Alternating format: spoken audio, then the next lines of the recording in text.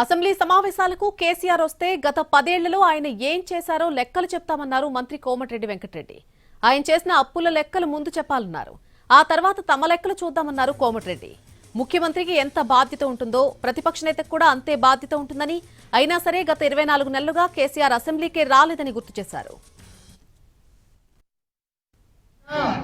రేపటికెళ్ళి ఒకటే కానీ అయ్యా కేసీఆర్ గారు మా పార్టీ పుట్టిన రోజులే నేను ఒకటే అడుగుతున్నా. ఫస్ట్ నీ బిడ్డ అడిగిన దానికి లెక్కలు చెప్పు, నీ ఆస్తులో లెక్కలు చెప్పు. మండలంగా 10 ఏళ్ళు మీరు సంపాదించుకున్న లెక్కలు తెలుసుకో.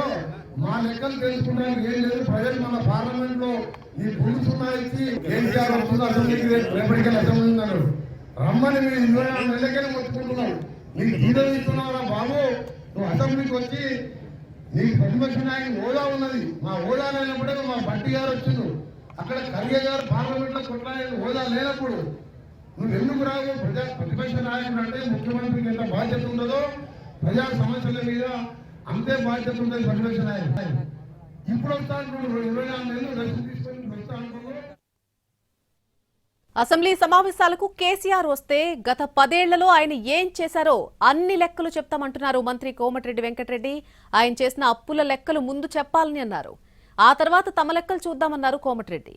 ముఖ్యమంత్రికి ఎంత బాధ్యత ఉంటుందో ప్రతిపక్ష నేతకు కూడా అంతే బాధ్యత ఉంటుందని, అయినా సరే గత 24 నెలలుగా కేసీఆర్ అసెంబ్లీకి రాలేదని అన్నారు.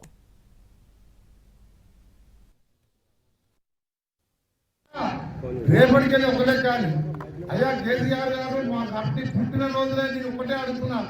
ఫస్ట్ నీ బిడ్డ అడిగిన దానికి లెక్కలు చెప్పు, నీ ఆస్తులో లెక్కలు చెప్పు. మండలంగా 10 ఏళ్ళు మీరు సంపాదించుకున్న లెక్కలు తెలుసుకో.